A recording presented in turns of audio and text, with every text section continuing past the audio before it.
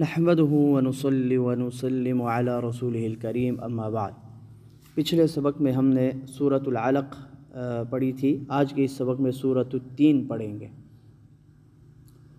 سورۃ التین یہ مکی صورت ہے اور اس سورہ میں 8 آیات مبارکہ ہیں۔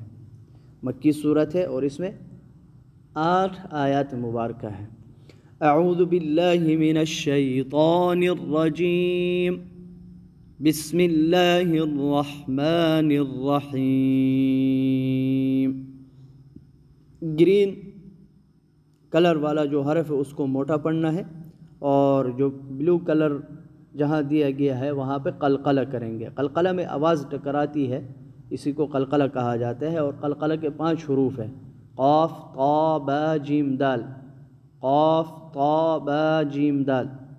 اور آسانی کے لیے قطب جدین یاد رکھیں، قطب جدین، قاف طا با جیم دال۔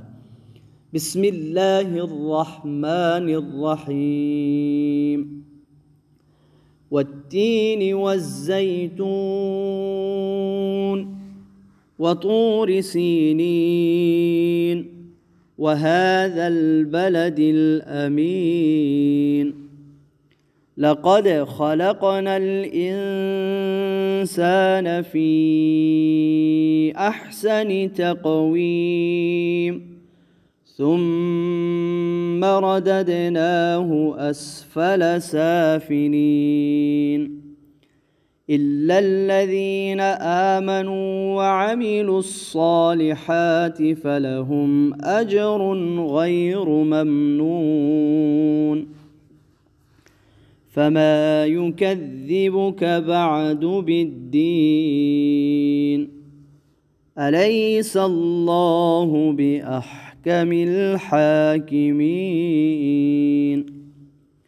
بسم الله الرحمن الرحيم، والتين والزيتون وطور سينين وهذا البلد الأمين، لقد خلقنا الإنسان في أحسن تقويم ثم رددناه أسفل سافلين، إلا الذين آمنوا وعملوا الصالحات فلهم أجر غير ممنون، فما يكذبك بعد بالدين، أليس الله بأحكم الحاكمين۔